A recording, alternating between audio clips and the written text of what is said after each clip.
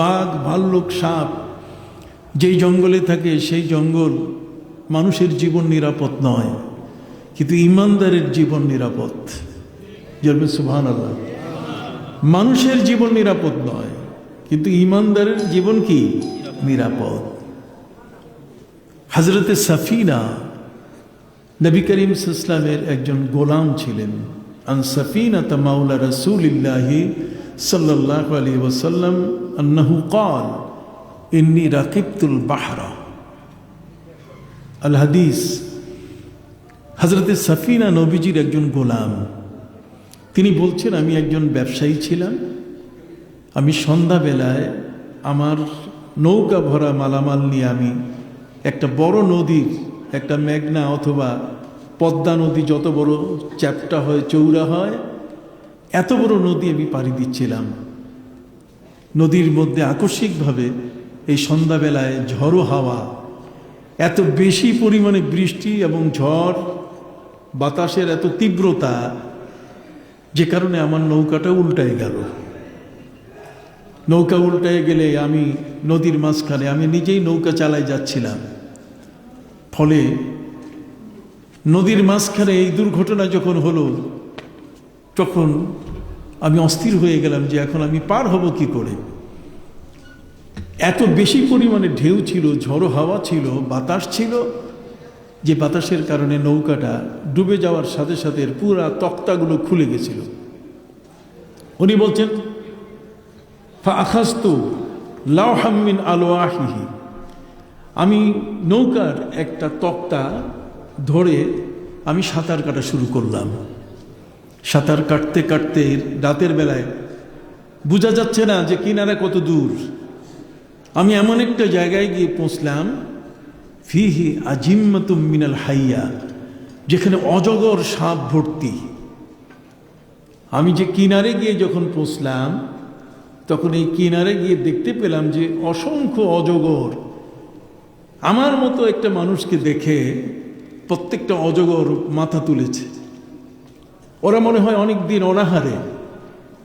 আমি তাদের জন্য একটা আধার হয়ে তাদের সামনে উপস্থিত হলাম। হযরতে সাফিনা বলছেন যে আমি এই সাপগুলোর হাত থেকে বাঁচব কিভাবে, আমার কোনো বুদ্ধি চিন্তা কোনোই কাজ করছে না। আমি শুধু একটা শব্দ ব্যবহার করলাম যে আমি আনা মাওলা রাসূলিল্লাহি সাল্লাল্লাহু আলাইহি ওয়াসাল্লাম, আমি নবীজির একজন গোলাম। আমার এই কথা শোনার সাথে সাথে অজগরগুলো সবগুলো মাথা নিচু করে ফেলল। কোনো অজগরের এখন আর আমার প্রতি খাওয়ার, দংশন করার মতো কোনো ভাব আমি দেখতে পাচ্ছিলাম না। আমি দেখলাম যে নবীর পরিচয় দিয়ে একজন ইমানদারের পরিচয় অজগর সাপগুলো পর্যন্ত জানে। সুবহানাল্লাহ বলেন।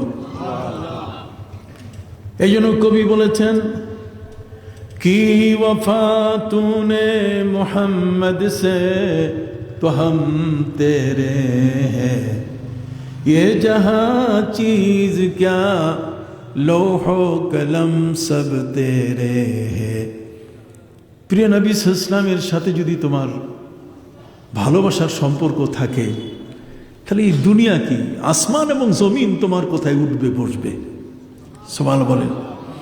আসমান এবং জমিন তোমার কোথায় কি উঠবে বসবে, তুমি যা বলবে তাই হয়ে যাবে।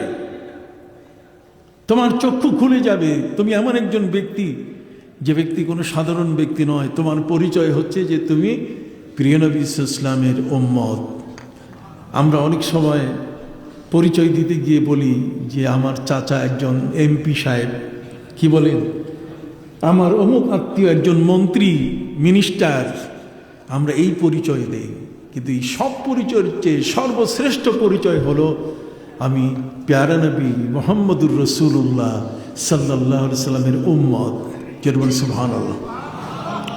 এই উম্মতের পরিচয় কোনো জায়গায় কখনো গোপন করার কোনো সুযোগ নাই। চিনে নবী করিম সাল্লাল্লাহু আলাইহি ওয়াসাল্লামের সেই গোলাম সাফিনা, তিনি সাপের আক্রমণ থেকে বেঁচে গেলেন। পরিচয় দিচ্ছেন কি, আমি নবীর গোলাম, আমি নবীর কি। বাস সাপ সরে গেছে, উনি উপরে উঠছেন। উপরে উঠার পরে দেখেন কি ফিহে আসাদুন, উপরে উঠে দেখে যে বিশাল একটা সিংহ ও টার্গেট করছে। সিংহের টার্গেট দেখেন না, সাথে সাথে ধরে ফেলে। কথা কন। হযরতে সফিনা তিনি বললেন যে এই সিংহের হাত থেকে এখন বাঁচবো কিভাবে? অজগরের হাত থেকে তো আমি বাঁচলাম, কিন্তু সিংহের হাত থেকে বাঁচবো কিভাবে? এবার তিনি সিংহের একটা উপাধি আছে, সিংহের একটা ডাক নাম আছে। কি সিংহের কি ডাক নাম? সিংহের ডাক নাম হলো আবাল হারেস, আবুল হারেস তার নাম। তার মানে সে যদি কাউকে ধরে ছিঁড়ে ফেরে তছনছ করে, হারেস মানে ছিঁড়ে তছনছ করে ফেলা। হযরত সফিনা বলেন আমি ডাক দিয়ে বললাম ইয়া আবাল হারেস, রে বাঘ, ইন্নী মাওলা রাসূলিল্লাহ সাল্লাল্লাহু আলাইহি ওয়াসাল্লাম, আমি নবীজির একজন গোলাম। এটা বলার সাথে সাথে বাঘটা যে আমারে তাক করছে, টার্গেট করছে, সে মাথা নিচু করে, মানুষ যেমন বুঝে হ্যাঁ স্যার বুঝছি, ঠিক এরকম ভাবে সে মাথা নিচু করে আমাকে সায় দিল যে আমি বুঝছি তুমি কি বুঝাইতে চাইছো। এরপরে সুম্মা ত শব্দের অর্থ হচ্ছে মাথা নিচু করে আমাকে অভিবাদন জানানো, রেসপেক্ট জানানো, আমাকে সে সম্মান জানাইলো যে তুমি নবীর একজন গোলাম। সুবহানাল্লাহ বলে, নবীর একজন গোলাম, সেই সম্মানটুকু আমাকে দিল।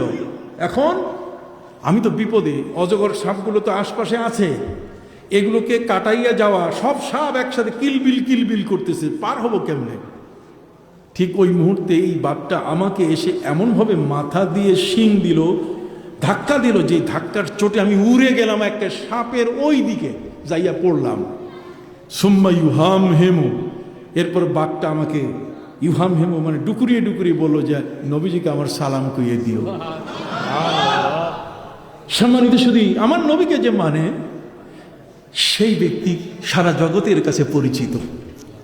আমি কি বুঝাইতে পারছি বাবা? আমার নবীকে যে মানে, নবীর জীবনের সুন্নাহ আমলগুলো যে ধরে রাখে, ফরজ ওয়াজিব সুন্নাহ, এগুলো যারা যথাযথভাবে পালন করে, এই পৃথিবীর সমস্ত কীট পতঙ্গ সবকিছুই তাকে কি চিনে। সুবহানাল্লাহ বলেন।